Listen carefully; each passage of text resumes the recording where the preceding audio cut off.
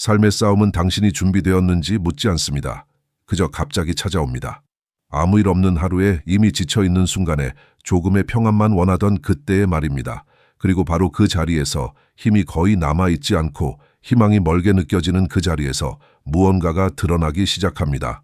쉬운 날에 당신이 누구라고 말하는지는 중요하지 않습니다. 아무도 보지 않을 때, 응답이 없을 때, 기도가 침묵으로 돌아올 때에도 당신이 어떤 사람으로 남아있는가가 중요합니다. 모두가 믿음이 있다고 말합니다. 그러나 진짜 믿음은 싸움이 시작될 때 움직이기 시작합니다. 모든 선택받은 자는 이 과정을 지나갑니다. 고통을 즉시 제거하지 않으시고 모든 것을 설명해 주지도 않으시며 기대했던 방식으로 응답하지 않으시는 길입니다. 왜냐하면 지금의 편안함보다 더 중요한 것이 있기 때문입니다. 정체성이 형성되고 있기 때문입니다. 만약 지금 당신이 싸우고 있다면, 포기하고 싶다는 생각이 들고 있다면, 버티기 힘들 만큼 무거운 시간을 지나고 있다면 그것은 버림받았다는 신호가 아닐지도 모릅니다. 어쩌면 드러남의 순간일지도 모릅니다. 이 싸움 속에서 하나님은 당신이 누구인지 보여주고 계십니다. 아마 당신은 아직 분명히 느끼지 못했을지도 모릅니다. 하지만 이 모든 말씀 뒤에는 조용한 부르심이 있습니다. 하나님은 당신에게 삶이 준비를 요구한다는 사실을 깨닫게 하십니다. 어려운 날들을 위한 준비, 그리고 어떤 때에는 당신을 더 큰 일로 부르실 그 순간을 위한 준비입니다. 우리가 강해져야 하는 이유는 단순한 동기부여가 아닙니다. 대적이 있기 때문입니다. 그리고 우리는 그 시간이 얼마나 길어질지 알지 못합니다. 당신은 하나님의 능력을 알고 있습니다. 하나님의 권능도 알고 있습니다. 하지만 하나님을 대적하는 자의 힘을 깊이 생각해 본 적이 있습니까? 사탄입니다. 그의 공격은 실제입니다. 강합니다. 집요합니다. 성경은 말합니다. 마귀는 사자처럼 으르렁거리며 삼킬 사람을 찾고 있다고. 그가 광야에서 예수님을 대적할 만큼 대담했다면, 예수님이 누구신지 분명히 알면서도 그렇게 했다면 당신을 시험하지 않을 이유가 있겠습니까? 예수님은 인간의 몸을 입고 계셨습니다. 배고픔을 느끼셨고 연약함을 겪으셨습니다. 사탄은 그 틈을 사용했습니다. 만일 네가 하나님의 아들이라면, 항상 같은 방식입니다. 하나님이 말씀하신 당신의 정체성을 의심하게 만드는 것입니다. 사탄이 예수님을 대적했다면 우리에게는 어떻게 다가오겠습니까? 상황을 통해, 사람을 통해 틈을 찾아옵니다. 그래서 성경은 이렇게 경고합니다. 서 있는 줄로 생각하는 자는 넘어질까 조심하라고. 하나님께는 깊은 염려가 있습니다. 그분이 패배를 두려워해서가 아닙니다. 그분은 원수의 힘과 다가올 시련의 무게를 정확히 아시기 때문입니다. 이것은 가벼운 이야기가 아닙니다. 우리는 전쟁 가운데 있습니다. 사탄이 당신을 바라볼 때 그는 하나님의 형상을 봅니다. 그것만으로도 당신은 표적이 됩니다. 당신은 이렇게 생각할지도 모릅니다. 가만히 있으면 아무 일도 일어나지 않을 거라고. 하지만 그렇지 않습니다. 당신이 하나님의 자녀라는 사실만으로도 이미 귀한 것을 가지고 있기 때문입니다. 귀한 것은 항상 공격의 대상이 됩니다. 이제 조용히 함께 생각해 봅시다. 만약 그가 당신을 직접 건드릴 수 없다면 주변을 흔들기 시작합니다. 틈을 찾습니다. 그리고 틈을 발견하면 움직입니다. 당신을 불안하게 만들려 합니다. 그래서 예수님은 제자들에게 끊임없이 가르치셨습니다. 이 이야기들은 단순한 사건이 아닙니다. 가르침입니다. 성령의 임재가 주어질 것을 아시면서도 예수님은 큰 변화가 올 것을 알고 계셨습니다. 눈으로 보던 임재에서 보이지 않는 임재로 옮겨가게 될 것을 아셨기 때문입니다. 그들은 준비되어야 했습니다. 강해야 했습니다. 예수님은 바울의 부르심에 대해 분명히 말씀하셨습니다. 그는 고난이 무엇인지 알게 될 것이라고. 이것은 놀이가 아닙니다. 전쟁입니다. 그리고 바로 이 맥락 속에서 예수님은 한 이야기를 통해 깊은 진리를 보여주십니다. 한 여인이 등장합니다. 그녀의 문제는 너무 커서 품에 안고 올 수 없었습니다. 문제는 집에 있었습니다. 딸에게 있었습니다. 그래서 그녀가 왔습니다. 딸 때문에 아무 장애물도 중요하지 않았습니다. 진짜 문제가 무엇인지 아는 사람은 그 문제를 가장 높은 자리에 둡니다. 그러면 다른 모든 것은 작아집니다. 새벽에 일어나야 한다면 일어납니다. 기다려야 한다면 기다립니다. 낮아져야 한다면 개의치 않습니다. 왜냐하면 문제가 분명하기 때문입니다. 문제는 딸에게 있습니다. 그리고 해결이 필요합니다. 그렇다면 이 여인은 무엇을 합니까? 사람들이 말하는 문제를 해결할 수 있다고 하는 그분을 찾아갑니다. 아주 단순합니다. 사람은 자신이 믿는 곳으로 걸어갑니다. 도움이 될 것 같다고 믿으면 그곳으로 갑니다. 시간이 얼마나 걸리든 기다립니다. 당신이 먼저 가는 방향은 당신의 믿음을 드러냅니다. 그러나 이 여인의 문제는 돈으로 해결할 수 없었습니다. 피해서 넘길 수도 없었습니다. 문제는 딸에게 있었습니다. 다른 사람이었다면 견뎠을지도 모릅니다. 거리를 두었을 수도 있습니다. 하지만 아니었습니다. 문제는 자녀의 자리였습니다. 그 자리에 놓인 문제는 다른 모든 것을 작게 만듭니다. 집에 딸을 두고 나오는 일은 결코 쉽지 않았을 것입니다. 눈앞에서 지켜볼 수도 없고 보호할 수도 없는 상태에서 아이를 두고 나오는 일, 누구를 믿을 수 있었겠습니까? 하지만 그녀는 나아갑니다. 딸이 우선이기 때문입니다. 우선순위를 아는 사람은 해결책을 향해 움직입니다. 그녀는 갑니다. 이 이야기 속에서 예수님은 한 집에 들어가시고 아무도 만나고 싶어 하지 않으십니다. 이유는 중요하지 않습니다. 사람들을 위해 늘 시간을 내셨던 예수님, 아이들을 품으셨고 죄인과 함께 앉으셨고 거지의 부르짖음에 멈추셨던 그분이 이날은 말씀하십니다. 아무도 만나지 않겠다. 조용히 하라. 알리지 말라. 예수님은 피곤하신 것이 아닙니다. 그분은 가르치고 계셨습니다. 제자들 앞에서 한 장면이 만들어지고 있었습니다. 그런데도 이 여인은 소식을 듣습니다. 예수님이 귀신을 내쫓는다는 이야기입니다. 딸의 문제와 정확히 일치합니다. 그 순간 그녀의 마음에 하나의 확신이 생깁니다. 그분이라면 해결할 수 있다. 그리고 그 확신은 그녀를 멈추게 하지 않습니다. 막힘이 있어도, 저항이 있어도, 허락이 없어도 그녀는 어디에 계신지 알아내고 그곳으로 들어갑니다. 진짜 절박한 사람은 편의성을 따르지 않습니다. 그러나 여기에는 한 가지 조심할 점이 있습니다. 중요한 건 무엇을 원하느냐가 아니라 얼마나 절실하냐입니다. 절실함이 깊어질수록 분별이 필요합니다. 욕망이 커질 때 원수는 원칙을 어기게 만들려고 합니다. 하지만 이 여인은 조종하려는 것이 아닙니다. 구원을 갈망하고 있습니다. 그녀는 멈추지 않습니다. 넘어서고 다가가고 도착합니다. 그리고 정신을 차렸을 때 이미 예수님 앞에 서 있습니다. 제자들이 당황합니다. 제지하려 합니다. 하지만 늦었습니다. 그녀는 예수님을 바라보고 입을 엽니다. 그리고 그녀의 말은 그 고통의 깊이와 그 믿음의 크기를 드러내기 시작합니다. 그때 그 여인이 말합니다. 고통이 담긴 목소리로 이렇게 말합니다. 주님, 제 집에 딸이 있습니다. 그 아이가 악한 영에 사로잡혀 있습니다. 그러자 예수님의 대답은 매우 단호합니다. 자녀를 위한 떡을 집어 개들에게 던질 수 없다고 말씀하십니다. 만약 그것이 당신이었다면 어떠했을까요? 마음이 찢어지는 순간에 삶이 무너지고 있을 때 기도를 요청했는데 차가운 거절을 들었다면 말입니다. 많은 사람들은 그 자리에서 돌아서 떠났을 것입니다. 실제로 그보다 훨씬 작은 이유로 포기하는 사람들이 있습니다. 하지만 그 여인은 떠나지 않습니다. 친절해서가 아닙니다. 기분이 상하지 않아서도 아닙니다. 그녀를 붙잡고 있는 것은 단 하나였습니다. 딸이었습니다. 문제가 자녀의 자리라면 부끄러움은 물러납니다. 예수님은 그녀를 시험하십니다. 가혹해서가 아닙니다. 가르치기 위해서입니다. 제자들은 모든 것을 보고 있습니다. 혼란스러워하는 눈빛으로, 긴장한 마음으로. 그리고 그 순간 그 여인이 입을 엽니다. 주님, 그렇습니다. 그러나 상 아래에 있는 강아지들도 자녀의 부스러기를 먹습니다. 그녀는 따지지 않습니다. 변명하지 않습니다. 권리를 주장하지 않습니다. 단 한 가지를 구합니다. 한마디. 그녀는 압니다. 딸을 데리고 오지 않아도 된다는 것을. 예수님이 여기서 말씀하시면 집에서 기적이 일어날 수 있다는 것을. 그때 예수님은 제자들을 바라보십니다. 보라는 듯이 사랑이 있는 사람은 여기까지 옵니다. 이것이 사랑입니다. 진짜 사랑에는 조건이 없습니다. 만약이라는 말이 없습니다. 자녀를 향한 사랑은 끝까지 갑니다. 상처를 받아도 이해되지 않아도 포기하지 않습니다. 바로 이것을 예수님은 가르치고 계십니다.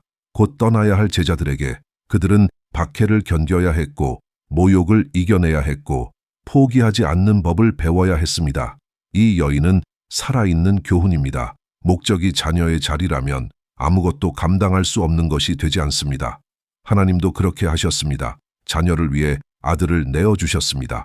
그리고 그 여인의 말이 끝났을 때 예수님은 말씀하십니다. 이 말로 말미암아 내 딸에게서 귀신이 나갔다. 간청 때문이 아닙니다. 상황 때문도 아닙니다. 버틸 수 있었기 때문입니다. 머물렀기 때문입니다.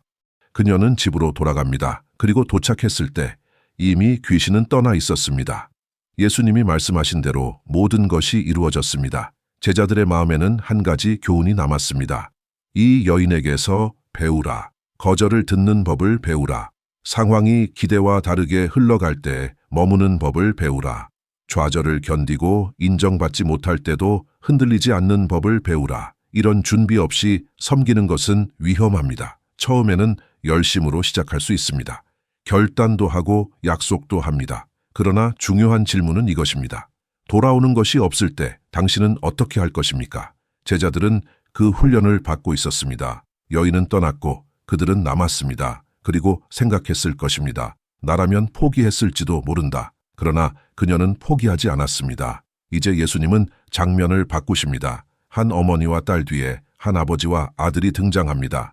이번에는 아들이 그 자리에 있습니다. 그러나 문제의 본질은 같습니다. 자녀입니다. 부모라면 설명이 필요 없습니다. 아이를 낳은 순간부터 쉼은 달라집니다. 나이가 들어도 멀리 있어도 마음은 늘 깨어 있습니다. 내 아이입니다. 아버지가 말합니다. 제 아들을 데려왔습니다. 더러운 영에 사로잡혀 있습니다. 고통은 숨겨지지 않습니다. 발작, 거품, 몸이 상하는 모습, 제자들은 이미 시도했습니다. 기도했습니다. 그러나 변화는 없었습니다. 또 한 번의 좌절입니다. 그때 예수님이 오십니다. 그리고 말씀하십니다. 언제까지 너희와 함께 있어야 하느냐? 그러나 이 말은 아버지를 향한 것이 아닙니다. 제자들을 향한 말씀입니다. 예수님은 묻습니다. 얼마나 오래 이런 일이 있었느냐? 대답은 간단하고 무겁습니다. 어릴 때부터였습니다. 문제의 무게는 강도보다 시간에 있습니다. 오래 지속된 고통은 사람을 지치게 합니다. 그래서 아버지는 조심스럽게 말합니다. 주님, 무엇이든 하실 수 있다면 저희를 불쌍히 여겨 도와주십시오. 이 말은 불신에서 나온 것이 아닙니다. 그는 이미 많은 시도를 했습니다. 희망이 무너진 기억을 안고 있었습니다. 그래서 천천히 말합니다.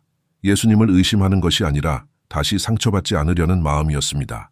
만약 또 아무 일도 일어나지 않는다면 아들을 사람들 앞에 또다시 노출시킨 것이 되기 때문입니다. 모두가 보고 있습니다. 제자들도 알고 있습니다. 그는 분명히 말합니다. 제자들에게 먼저 왔지만 아무 일도 일어나지 않았다고. 그리고 이제 예수님 앞에 섭니다. 그러나 과거의 실망을 예수님께 가져오면 그분을 다른 이들과 같이 보게 됩니다. 예수님은 그렇게 반응하십니다. 제자들을 바라보시며 말씀하십니다. 믿음 없는 세대여, 언제까지 너희와 함께 있어야 하느냐? 그때 예수님이 말씀하십니다. 아이를 내게 데려오너라. 아버지는 아이를 데려옵니다. 그런데 중요한 장면이 있습니다. 예수님은 아버지가 했던 말을 그대로 되돌려 주십니다. 아버지는 말했습니다. 주님이 하실 수 있다면, 그러자 예수님이 말씀하십니다. 할 수 있다면? 마치 이렇게 말씀하시는 것 같습니다. 이제 진짜 이야기를 해보자. 지친 시간들, 쌓인 실망, 부끄러움, 좌절, 그 어느 것도 하나님 앞에서는 쓸모없는 것이 아닙니다. 예수님은 그 아버지를 바라보며 말씀하십니다. 믿을 수 있다면 믿는 자에게는 모든 것이 가능하다. 대화는 다른 차원으로 들어갑니다. 이제 초점은 아이가 아니라 아버지의 마음입니다. 그리고 성경 전체에서 가장 정직한 고백 중 하나가 터져 나옵니다. 아버지는 눈물을 흘리며 외칩니다. 주변의 시선은 더 이상 중요하지 않습니다. 그는 말합니다. 믿습니다, 주님. 제 믿음 없음을 도와주십시오. 짧은 말입니다. 그러나 진심입니다. 이 고통은 어제 시작된 것이 아닙니다. 어릴 때부터였습니다. 아이는 혼자 둘 수 없습니다. 불이 있고 물이 있고 위험이 언제나 곁에 있습니다. 아버지는 항상 지켜보고 있습니다. 왜냐하면 그는 내 아들이기 때문입니다. 아버지는 모든 것을 시도했습니다. 제자들에게도 데려갔습니다. 그러나 변화는 없었습니다. 그리고 지금 여기에 있습니다. 두려움도 함께 가지고서 제자들은 그 모습을 지켜봅니다. 그들은 전에 실패했습니다. 귀신을 쫓아내지 못했습니다. 그래서 혼란에 빠져 있습니다. 예수님은 이 장면을 허락하십니다. 그분은 한 가지를 가르치고 계십니다. 모든 상황이 같지 않다는 것, 어떤 싸움은 즉시 끝나고 어떤 싸움은 버텨야 한다는 것, 바람이 곧바로 잠잠해지는 날도 있고 배가 부서져 남은 조각을 붙잡아야 하는 날도 있습니다. 그러나 그것 역시 구원입니다. 우리는 전쟁 가운데 있습니다. 자녀를 키우는 전쟁, 가정을 지키는 전쟁, 삶을 세워가는 전쟁. 아버지는 이제 숨기지 않습니다. 자신의 불신을 그대로 고백합니다. 믿습니다. 그러나 약합니다. 그러니 저를 도와주십시오. 이것이 참된 믿음의 모습입니다. 완벽함이 아니라 의존입니다. 믿으면서도 두렵습니다. 비행기에 오르며 안전하리라 믿지만 기도하는 것처럼 그 여인도 이 아버지도 같은 두려움을 안고 있었습니다. 자녀를 잃을지도 모른다는 두려움. 이제 마지막 장면에 이릅니다. 사람들이 모이기 시작합니다. 시선이 쏠립니다. 사실 이 상황을 만든 것은 제자들이었습니다. 그들은 시도했습니다. 그러나 실패했습니다. 사람들은 속으로 말합니다. 이번에는 될까? 아니면 또 안 될까? 12명이 실패했는데 한 분은 가능할까? 그때 예수님이 말씀하십니다. 조용하지만 권세 있는 목소리로 말 못하고 귀 먹은 영아 내가 네게 명한다. 그에게서 나오고 다시는 들어가지 말라. 이 마지막 말은 아주 중요합니다. 그 아이는 한 번도 싸워보지 않은 아이가 아니었습니다. 잠깐의 자유와 다시 찾아온 억압을 반복하고 있었습니다. 예수님은 일시적인 해결을 하지 않으십니다. 끝을 맺으십니다. 그러나 해방 직전 더 큰 경련이 옵니다. 아이는 움직이지 않습니다. 사람들은 말합니다. 죽었다. 아버지는 그 말을 들었을 것입니다. 그러나 예수님은 서두르지 않으십니다. 아이의 손을 잡고 일으키십니다. 때로는 회복 직전이 가장 죽음처럼 보입니다. 그 후 예수님은 집으로 들어가십니다. 깊은 설명은 항상 조용한 곳에서 이루어집니다. 제자들이 묻습니다. 왜 우리는 안 되었습니까? 예수님은 말씀하십니다. 이 종류는 기도하지 않으면 나갈 수 없다. 이 말은 아주 깊은 뜻을 가집니다. 어떤 문제는 당장의 행동으로 해결되지 않습니다. 이미 쌓아온 하나님과의 관계를 요구합니다. 예수님은 산에서 내려오셨습니다. 기도의 자리에서. 그러나 몇몇 제자들은 경험에 의존했습니다. 예전의 성공이 항상 통할 것이라 생각했습니다. 하지만 모든 싸움은 같지 않습니다. 기적에는 하나의 공식이 없습니다. 어떤 치유는 즉시 일어나고 어떤 치유는 과정 속에 있습니다. 어떤 응답은 긍정이고 어떤 응답은 거절입니다. 그러나 하나님은 항상 응답하십니다. 사무엘에게도 하나님은 분명히 아니다 라고 말씀하셨습니다. 예수님조차 겟세마네에서 거절을 받으셨습니다. 그러나 응답은 늘 있었습니다. 사람을 지탱하는 것은 항상 기적이 아닙니다. 때로는 하나님의 대답입니다. 이 두 부모가 우리에게 가르쳐 주는 것은 분명합니다. 문제가 자녀의 자리라면 포기하지 않습니다. 기도합니다. 머뭅니다. 견딥니다. 믿습니다. 그리고 믿음이 부족할 때 도움을 구합니다. 그건 역시 믿음입니다. 그러니 굳게 서십시오. 강하게 버티십시오. 쉬워서가 아니라 하나님이 신실하시기 때문입니다. 그분은 끝까지 남아있는 자에게 반드시 응답하십니다.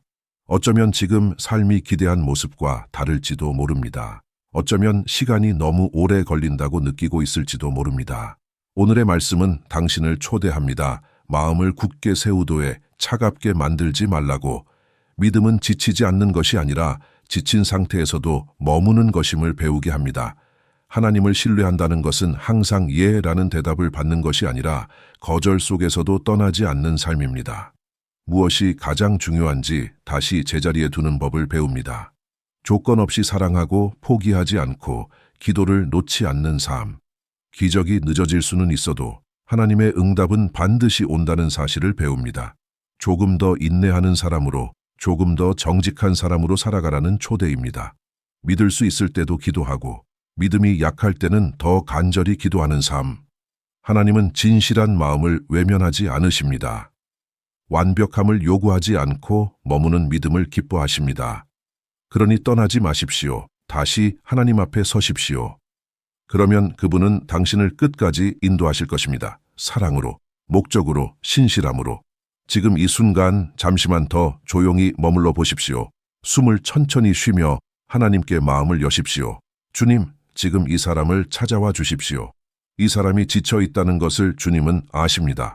아무도 모르는 싸움과 말하지 못한 두려움도 다 알고 계십니다. 그 어머니처럼, 그 아버지처럼 이 사람도 사랑하는 것을 위해 버티며 살아왔습니다. 거절을 들은 순간도 있었고 실망했던 날들도 있었습니다. 믿고 싶지만 믿음이 약해진 순간도 있었습니다. 주님, 있는 그대로의 마음을 받아주십시오.